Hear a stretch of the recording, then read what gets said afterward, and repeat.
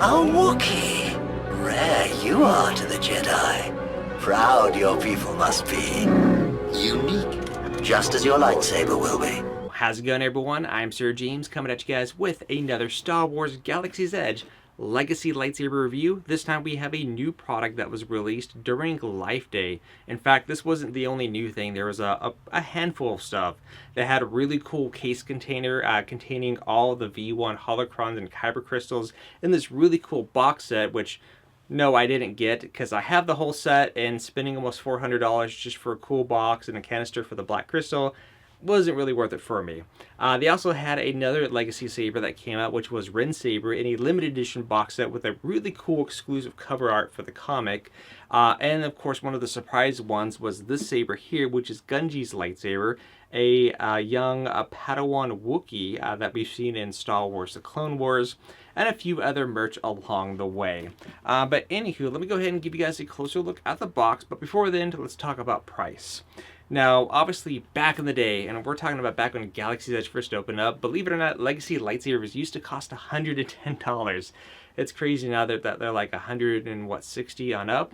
But this one here is $160 plus tax, so it comes out to $173 and some change. And obviously, still, unfortunately, pass holder discounts do not apply towards these. I wish they did for the money that you're spending on these, to be quite honest. But here is the crate it's going to come in. Obviously, nothing crazy about the crates, nothing fancy, no Arabic writing. But you do get a nice symbol there on the front, which should look familiar, especially if you've been to Sabi's workshop and built a custom lightsaber. That is the elemental nature. And of course, as always, you press the button. This opens up, revealing our lightsaber. But before we get to the hilt, there's actually one other accessory inside this box, which some people might be overlooking.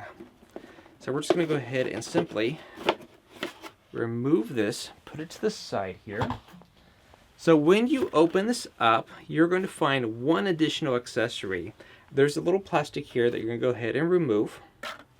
And inside is going to be this little plastic piece. And we're just going to go ahead and put the box to the side.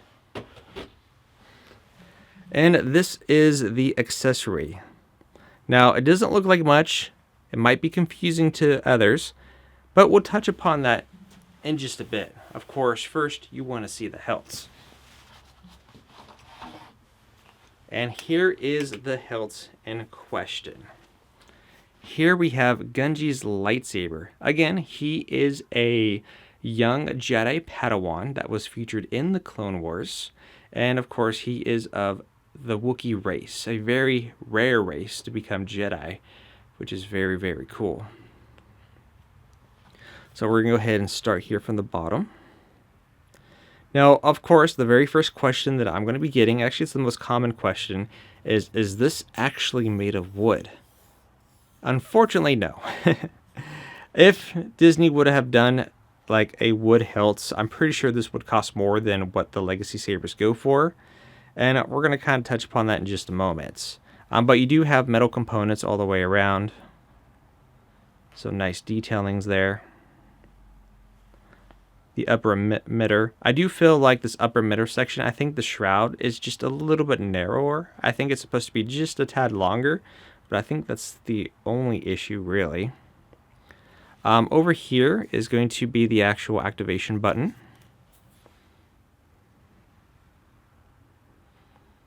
But nice detailings all the way around. And even though this isn't real wood, I like the fact that it looks real wood from a distance in some photos too. And of course, it does also have a cover tech wheel on the back. Now you might be wondering, what is that strange piece though? What is that extra plastic piece that was in the box? What is this for? Well, this is what it's for. So if we look here, this is, of course, where you're going to get access to the battery compartments. It's kind of a pain to get into, to be honest, with your fingers. You could technically use a coin if you want. That's where this comes in. You stick that in there, as you can see there, and you use this to untwist the battery compartment.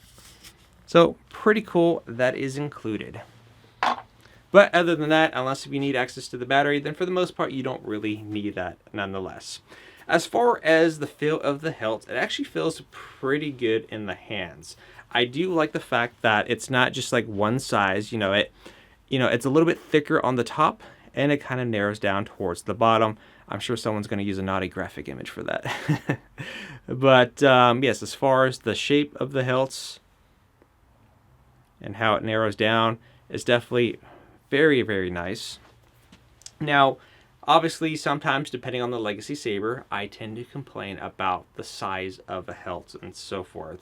Now, obviously, most of the time it's usually based on the human characters or aliens that are about the average human height and hands and stuff like that. But obviously, this particular saber belongs to a Wookiee, and Wookiees are much larger creatures compared to a normal human size and stuff like that. I mean, obviously, we've seen Chewie, we've seen that really cool bounty hunter Wookiee from Book of Boba Fett and so forth.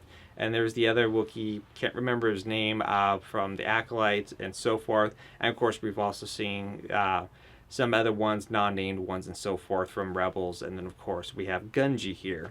Gungi's a really cool character. I'm also glad he was also a survivor of Order 66. I know it's a little bit of spoilers, but it's hard to talk about Star Wars without going into some kind of detail at this point. I can't wait for everyone to watch Star Wars, because then I'll be long dead before that's ever happened. But yes, nonetheless, the hilt feels good in the hands. It doesn't feel too thick. I mean, for a Wookiee saber, I feel like it's just right. Even for a human hand standard, I feel like this is perfectly fine too, because I could easily grip it down here on the bottom and swing and all that fun stuff just perfectly fine. But let's go ahead and fire this up. Now, obviously, a lot of people keep asking me, do you need a new blade for this or anything like that? It's one thing to note here. As far as legacy lightsabers have gone since the opening of Star Wars Galaxy's Edge, and up until this very point, all legacy lightsabers, for the couple of exceptions, which I'll say in just a moment, will be using the standard blades. The only exception to this rule is unless if it's a saber that's specifically made to use a style blade. For example, the Darksaber. We know the Darksaber isn't like a normal blade, so I had to have a custom blade for that. And the only other exception to that was the Yoda saber. That's pretty much it. As far as all the other releases, unless if it's a specifically specialty design, whatever word you want to go for, they will all use the same blade. There's no V2 blades of these or anything from Galaxy's Edge. It's all the same.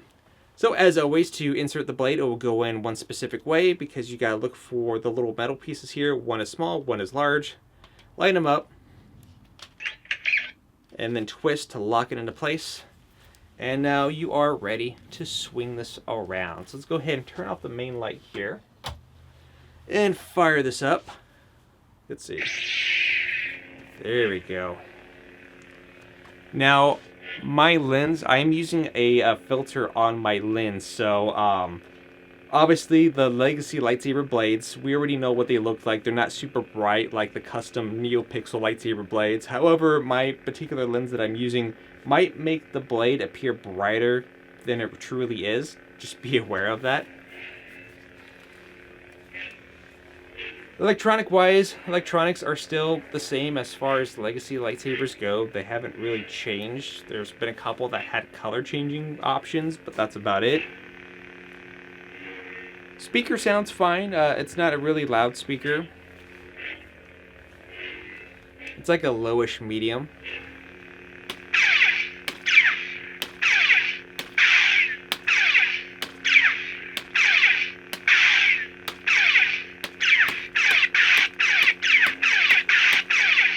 I guess, if anything, the clashing seems to be pretty responsive from that.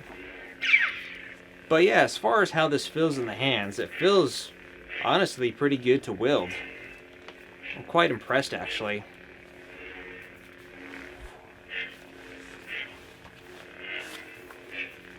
So, very nice indeed. Turn this back on, and of course, deactivation. And then to disconnect, you push down, twist the opposite direction, pull out, and you are good to go. Give you guys another look of the hilts.